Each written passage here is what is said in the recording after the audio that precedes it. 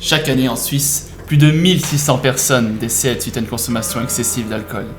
Et pourtant, ce n'est pas pour autant que nous arrêtons d'en consommer. Bien que nous soyons beaucoup à en boire, peu de personnes savent vraiment ce qu'est l'alcool. D'où vient-il? Que contient-il? Et surtout, quelles sont les conséquences de sa consommation?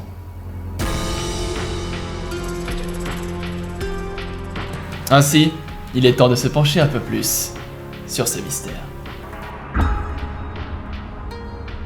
La première chose à savoir est qu'une boisson alcoolisée est le nom donné à toute boisson contenant de l'éthanol, qui est un liquide incolore et très inflammable. L'éthanol est un composé organique formé de 2 atomes de carbone et d'un groupe hydroxyle, OH. C'est cette molécule qui va être à la base de tous les effets ressentis dans le corps humain. Ces effets agissent principalement sur le cerveau, ce qui fait de l'alcool une drogue, au même titre que le cannabis ou la cocaïne par exemple. De plus, comme ces effets peuvent être néfastes, l'alcool doit donc être considéré comme un poison.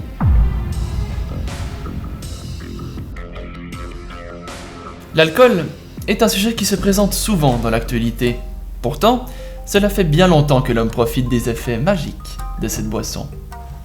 La découverte de l'alcool remonte probablement au néolithique et serait due aux produits alimentaires laissés périmer, ayant ainsi fermenté. Sa production, elle, est venue bien plus tard. La première bière a été produite en Mésopotamie, en 4000 avant Jésus-Christ. À cette époque, la bière était appelée sikarou, traduit littéralement par pain liquide, et faisait partie de l'alimentation quotidienne. On la fabriquait alors à l'aide de galettes d'épeautre et d'orge trempées dans de l'eau pour qu'une fermentation ait lieu.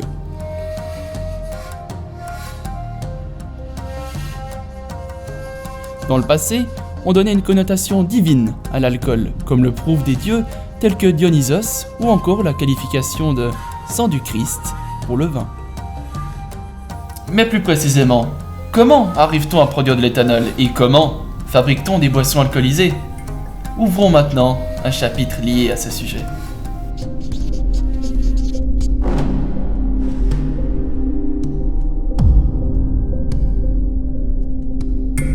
Pour fabriquer de l'alcool, c'est-à-dire des molécules d'éthanol, il faut mettre en œuvre une fermentation.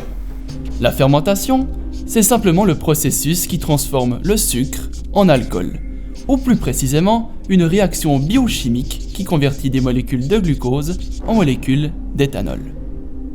Ce processus consiste à remplir de fruits des cuves, traditionnellement en bois, et il suffit simplement d'attendre, afin que les sucres contenus dans les fruits se changent en éthanol. Cela peut paraître simple, mais nous ne savons pas ce qu'est la cause de cette transformation. Eh bien, ce sont des êtres vivants qui en sont responsables, des champignons microscopiques, les levures. Mais à nouveau, on peut se demander d'où viennent ces levures. Pour le raisin, par exemple, les levures sont présentes sur la peau. En effet, on peut voir une fine couche blanche sur le grain. Il est donc possible de produire du vin uniquement à partir de grappes de raisin. Mais le plus souvent, on préférera utiliser des levures cultivées afin de mieux contrôler la fermentation. En effet, il existe de nombreux types de levures qui ont un impact sur plusieurs facteurs tels que le temps de fermentation, la quantité d'alcool obtenue, mais aussi le goût. C'est pourquoi il vaut mieux se procurer des levures de culture selon son choix. La fermentation donc se déroule comme suit. Tout d'abord, il nous faut ce qu'on appelle le moût. Le moût, c'est le liquide que l'on obtient après le pressurage d'un fruit particulier. C'est en quelque sorte du jus de fruit. Effectivement, le processus a lieu dans le jus et non pas sur le fruit entier. On ajoute ensuite les levures dans ce moût. Et à partir de cet instant, la fermentation peut techniquement commencer. Mais attention, il y a tout de même quelques conditions à respecter. Tout d'abord, la température. Si la mixture est inférieure à 12 degrés Celsius, la fermentation ne démarre pas. Il faut alors chauffer le moût. Une fois en activité, les levures vont commencer à transformer les sucres contenus dans le moût en alcool. Cette action produit de l'énergie, ce qui fait chauffer la cuve. Mais à nouveau, il faut faire attention à la température. Si cette fois on atteint les 32 degrés Celsius, les levures meurent et la fermentation s'arrête. Il faut alors laisser refroidir et remettre des levures. Ce qui peut être étonnant, c'est que l'on peut voir la cuve bouillir, alors que la température n'est pas forcément très élevée. Eh bien en réalité, c'est parce que les levures ne fabriquent pas seulement de l'alcool, mais aussi du gaz carbonique. Ce sont donc des bulles de ce gaz qui remontent à la surface, en emportant avec elles des restes de peau et les pépins, que l'on appelle le marc. Cette partie solide va se retrouver à la surface du mou. Et quand est-ce que la fermentation se termine? Lorsque le liquide a atteint son taux d'alcool maximal, c'est-à-dire quand tout le sucre est transformé. Le plus souvent, le taux correspond à 12% du volume, mais les meilleures levures peuvent atteindre jusqu'à 20% du volume. Il est difficile d'aller plus haut, car les levures vivent mal dans un liquide trop alcoolisé, et pour la plupart, elles meurent lorsque la mixture atteint un taux d'alcool de 15 ou 16% du volume. Nous avons maintenant notre boisson alcoolisée. Pour bien finir le travail, on placera le liquide dans des fûts, pendant une durée plus ou moins longue, afin que tout le gaz carbonique remonte à la surface. Ce procédé permet aussi de laisser tomber les derniers dépôts au fond. Finalement, on remplit des bouteilles, des canettes, qui seront distribuées dans les différents points de vente.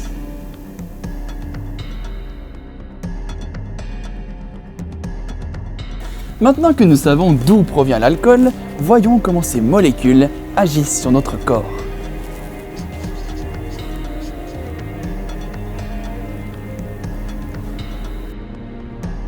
Tout d'abord, lorsque l'on boit de l'alcool, celui-ci n'est pas digéré, il va directement dans le sang. Pourquoi? À cause de la taille de sa molécule, bien plus petite que la molécule d'amidon par exemple. En effet, les molécules d'éthanol n'ont pas besoin d'être découpées par le processus de digestion. Elles traversent donc immédiatement la barrière intestinale et se retrouvent dans le sang. Des facteurs, comme le fait de boire des boissons alcoolisées sucrées ou d'avoir un estomac vide, accélèrent également l'absorption d'alcool.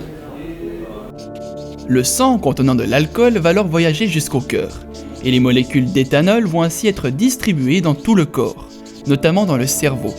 Et oui, c'est dans le cerveau que l'action de l'alcool va nous faire ressentir des effets. Et quels sont ces effets? Par expérience, vous diriez peut-être que l'alcool excite votre cerveau, vous stimule. Eh bien c'est faux. L'effet que l'alcool a sur le cerveau est un effet dépresseur, c'est-à-dire qu'il ralentit le cerveau et réduit donc l'anxiété. Mais voyons maintenant cela de plus près. L'alcool agit principalement sur les connexions des neurones, c'est-à-dire là où se passent les transmissions d'informations. Sur chaque neurone, il y a des récepteurs et des émetteurs de plusieurs types. Parlons tout d'abord de l'acide gamma-aminobutyrique, que nous abrégerons GABA. Le GABA est un neurotransmetteur de notre cerveau, c'est-à-dire que son rôle est de transmettre un message. Cette transmission se déroule au niveau de la synapse.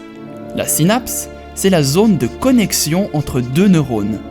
Le neurone qui envoie un message est appelé neurone présynaptique et celui qui reçoit neurone postsynaptique. Le rôle du GABA est ainsi d'ouvrir les récepteurs GABA du neurone postsynaptique. Une fois ouvert, il laisse entrer des ions chlorure qui auront pour effet de diminuer l'activité nerveuse des neurones. Le GABA est donc là pour calmer le cerveau lorsqu'il est nécessaire. Mais revenons au sujet de l'alcool.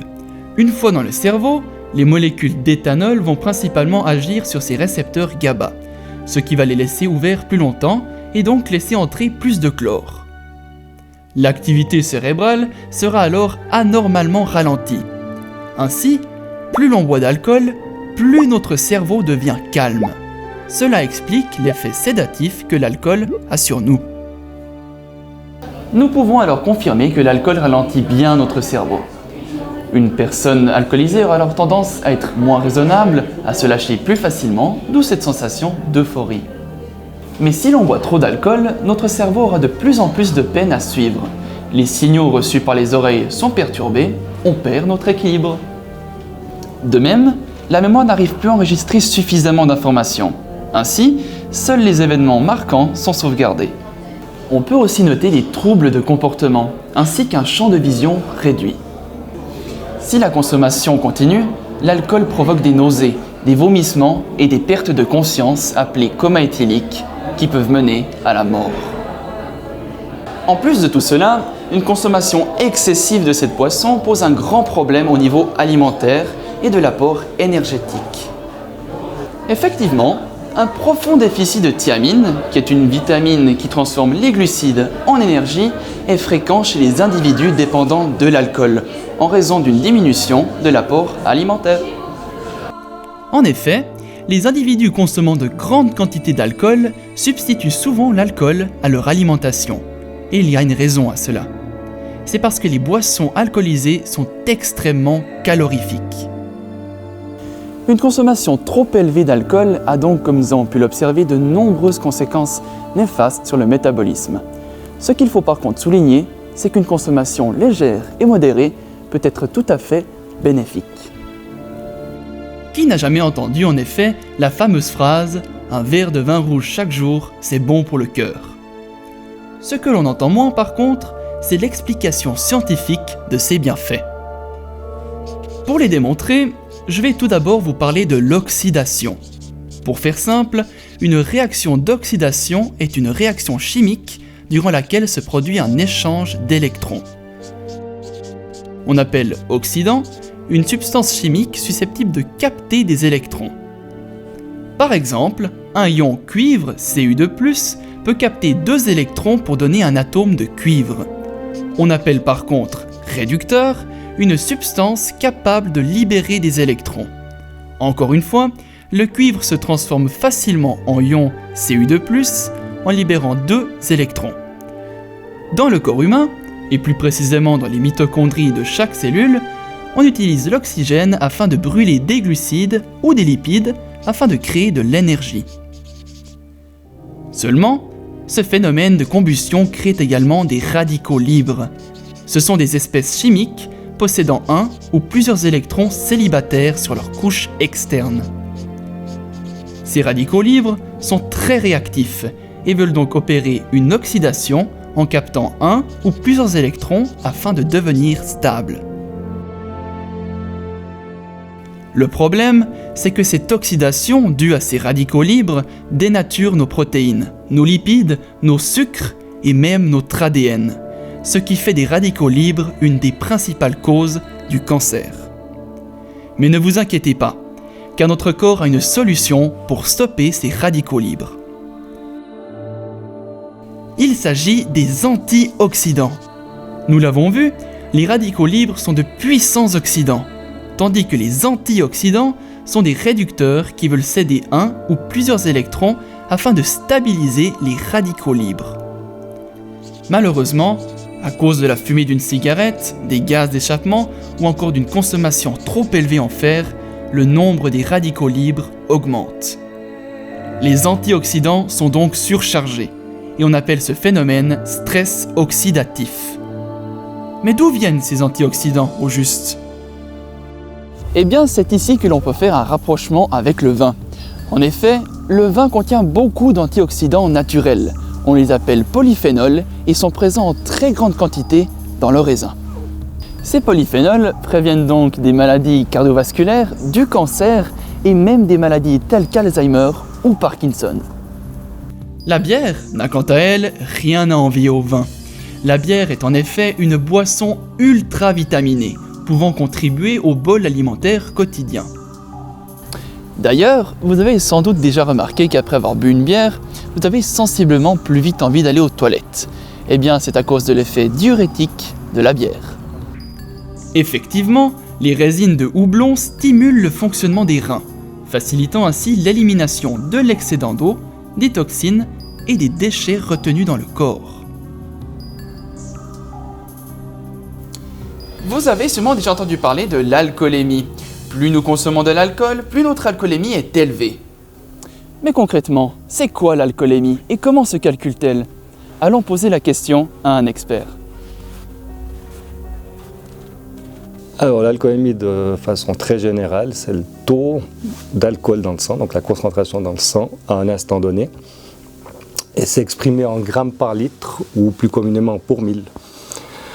Bien sûr que ça va dépendre du temps entre l'ingestion et la mesure, vu que l'alcool, une fois ingéré, va se distribuer dans le corps et subir quelques réactions chimiques au niveau du foie pour être éliminé. L'alcoolémie, comment ça se calcule justement? Comment ça se mesure? Alors ça va dépendre un petit peu du contexte dans lequel on va la mesurer. On peut bien imaginer qu'il est difficile de faire des prises de sang au bord de la route et d'amener des gros instruments de mesure. Donc là, on va plutôt utiliser des éthylotests ou des éthylomètres. Au niveau médical, dans les hôpitaux, que ce soit en termes légal ou purement clinique, on va utiliser deux grands types de mesures. La mesure enzymatique, qui est une mesure spécifique de l'éthanol. L'avantage, c'est qu'on a un résultat très rapide sur des systèmes qui sont présents dans tous les hôpitaux quasiment. Et la deuxième mesure, c'est une mesure chromatographique, par chromatographie gazeuse, qui permet de différencier les différents types d'alcool. Parce qu'il faut savoir qu'il y a différents types d'alcool. Celui qu'on consomme, c'est l'éthanol. Mais dans certains produits, comme les parfums, comme certains produits domestiques, on peut avoir du méthanol, on peut avoir de l'isopropanol, du éthylène-glycol. Et parfois, certaines personnes, en manque de pouvoir se procurer de l'éthanol, vont consommer ces alcools qui sont eux toxiques. Donc l'avantage de la chromatographie permet de distinguer quel type d'alcool une personne aurait consommé. En parlant toujours de l'alcoolémie, c'est quoi les facteurs principaux qui l'influent? Alors le premier facteur qui est évident, c'est la quantité d'alcool qu'on va absorber, c'est une évidence. Le deuxième, c'est la vitesse à laquelle on l'absorbe. Il y a le fait d'être à jeun ou non. Si l'estomac est vide, l'alcool va plus vite pénétrer dans le sang. Il y a le sexe et l'âge, essentiellement. Ces deux derniers facteurs sont liés à la constitution, à la corpulence des individus. Donc ce sera ça un petit peu les éléments qui vont influencer l'alcoolémie. Pour savoir ce qu'on consomme, on a défini l'unité d'alcool, qui est 10 grammes d'alcool pur. Et ça peut être intéressant de savoir que ça correspond à une bière, 2,5 décis d'une bière classique à 5 degrés, un verre de vin, ou un whisky coca avec 3 centilitres de whisky. Et cette unité d'alcool permet d'évaluer de façon assez peu précise quel taux d'alcool on va avoir après avoir consommé par exemple une canette de 5 décis. Donc une canette c'est 20 grammes d'alcool, 2 unités. Et pour un homme de constitution normale, on va avoir un taux entre 0,3 et 0,4 pour 1000 30 minutes après l'absorption à jeun. Et pour une femme déjà un taux entre 0,5 et 0,6. Donc sur la base de la vitesse d'élimination, qui est de l'ordre de 0,15 pour 1000 par heure, si on a un foie en bonne santé, il va falloir 2 heures à un homme pour redescendre à 0 et près de 4 heures à une femme. D'ailleurs, souvent on remarque qu'une femme supporte moins bien l'alcool qu'un homme. Quelles sont les raisons à cela? Alors, la raison principale est surtout liée à la corpulence, la différence de corpulence entre un homme et une femme.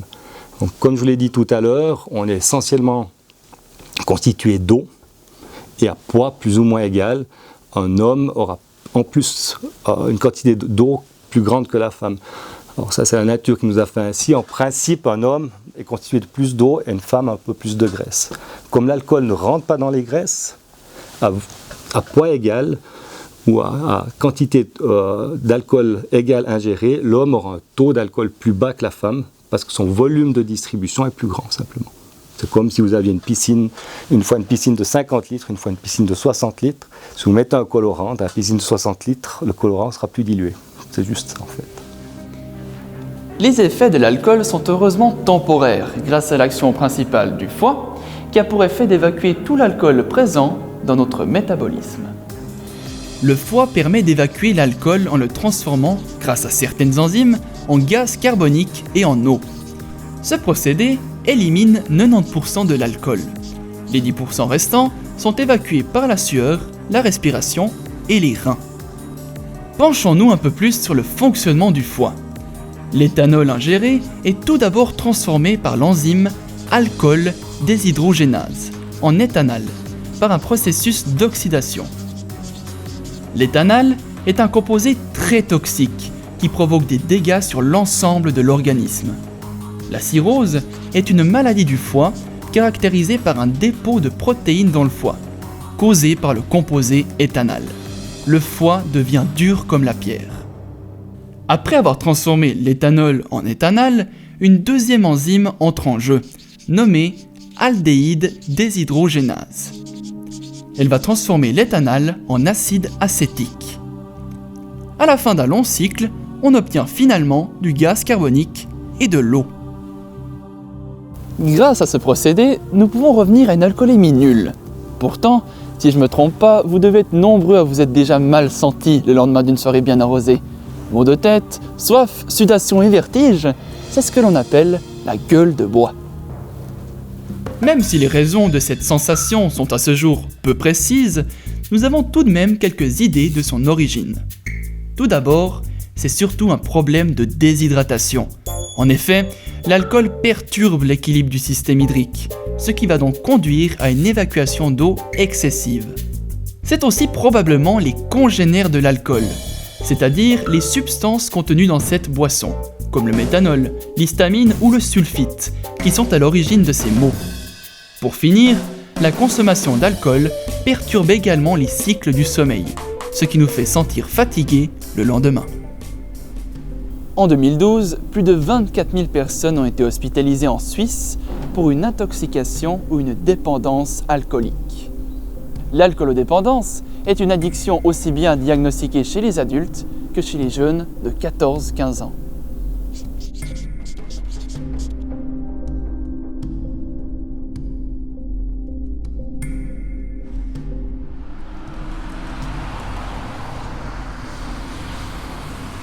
Alors, le Tori est un centre de traitement des addictions spécialisé en alcoolologie. Et on accueille des gens après un sevrage à l'hôpital pour un séjour résidentiel qui peut aller de 5 semaines à 24 mois.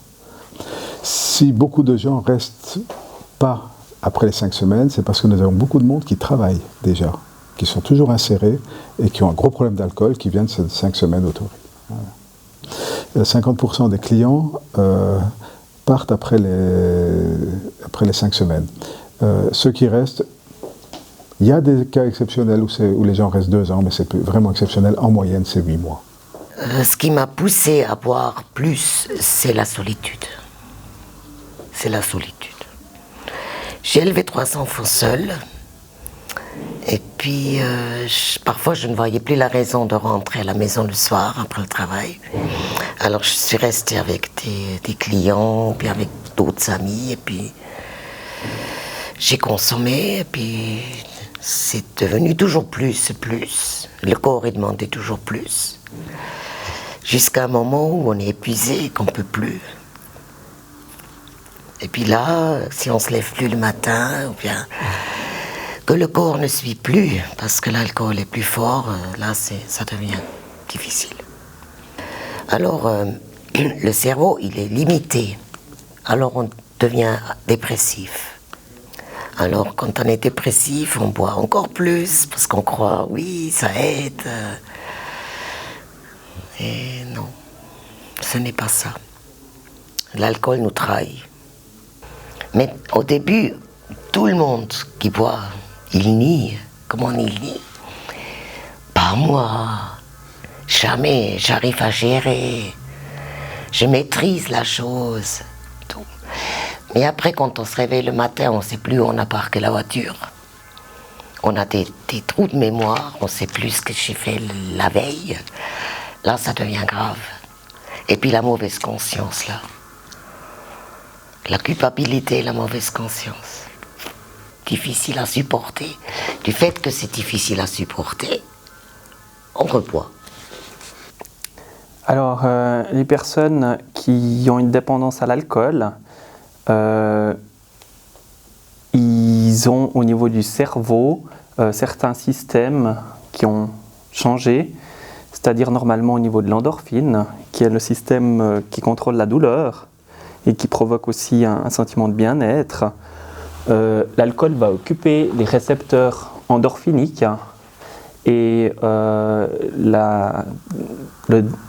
l'endorphine ne va plus être sécrétée par le cerveau parce qu'elle aura plus sa raison d'être, ce qui fait que la personne alcoolodépendante va être en manque d'endorphines, donc elle aura un sentiment de mal-être diffus, général, pratiquement en permanence, et c'est ça qui va, entre autres, expliquer le manque, parce que l'alcool permettait de maintenir vraiment ce qu'on appelle l'homéostasie, l'équilibre du système, mais qui a également été perturbé par cette consommation d'alcool. L'alcool ne freine pas devant quelqu'un qui est riche ou bien qui a fait des études. Tout le monde peut passer par là. Les conséquences sont terribles, on perd tout. Votre famille, votre entourage, votre travail, l'argent. Vous n'avez plus de travail, vous n'avez plus d'argent. Service social. Je suis en très bonne santé, comme vous, comme tout le monde. Mais j'ai de la chance, parce que j'ai stoppé au bon moment. Il y en a d'autres qui stoppent jamais et puis meurent. À partir de combien de verres peut-on être considéré comme dépendant à l'alcool ? Alors c'est difficile à dire parce que dans les critères de la dépendance, ce n'est pas une question de quantité, c'est plus une question de souffrance et de perturbation du fonctionnement. Donc disons qu'en dessous de 20 verres par semaine, il y a peu de chances qu'on soit dépendant. En dessus de 50 verres, il y a de fortes chances qu'on développe une dépendance. Mais après, c'est relatif, c'est-à-dire que ça dépendra beaucoup plus d'autres critères, par exemple la diminution des activités de loisirs, c'est-à-dire que la dépendance, elle intervient dès le moment où ça a des effets négatifs et que malgré ça, on n'arrête pas ou on n'arrive plus à arrêter. Je pense que c'est en partie héréditaire, hein, mais que ce n'est pas le facteur principal. C'est-à-dire que je pense que pratiquement n'importe qui peut développer une dépendance à l'alcool. Il y a peut-être 10% des personnes qui ont un flush syndrome en Europe, c'est-à-dire que dès qu'ils consomment de l'alcool, ils ont la tête qui tourne, ils deviennent rouges et ils sont très malades. Ces personnes-là, je pense qu'elles ne vont pas développer une alcoolodépendance. Les autres personnes, je pense que 90% de la population peut développer une alcoolodépendance si on recherche une solution quand on ne va pas bien dans l'alcool. Je pense que ça peut arriver à n'importe qui, à vous et moi, de développer un problème d'alcool. Nos statistiques correspondent à celles d'autres centres résidentiels. C'est à peu près un tiers de réussite à long terme, c'est-à-dire après 1 année à 2 ans, il y a un tiers des personnes qui n'ont pas rechuté. Ça veut dire qu'il y a comme 2 tiers des personnes qui ont rechuté. Ma fille, elle a 30 ans maintenant, c'est la plus jeune. Elle me le disait l'autre jour, maman, j'aimerais bien ma maman que tu savais. Quand j'étais enfant, je dis, ouais, je vais faire le nécessaire maintenant. Que tu retrouves la maman que tu avais quand tu étais plus jeune.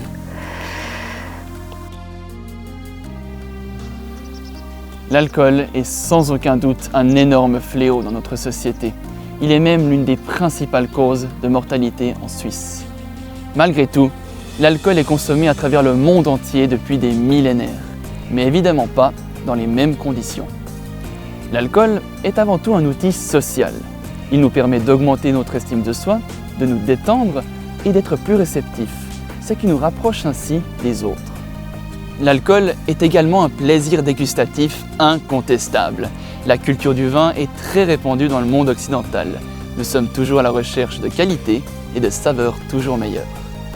Malheureusement, l'alcool est aussi consommé par certaines personnes lors de périodes difficiles, de dépression et de tristesse, afin d'oublier tous les problèmes qu'ils ressentent. Au final, la raison de cette consommation d'alcool ne serait-elle pas simplement la recherche du plaisir ? L'alcool réunit, il privilégie les moments précieux. Mais attention à toujours garder une consommation modérée, car en vouloir toujours faire plus, nous tombons bien trop souvent dans l'abus.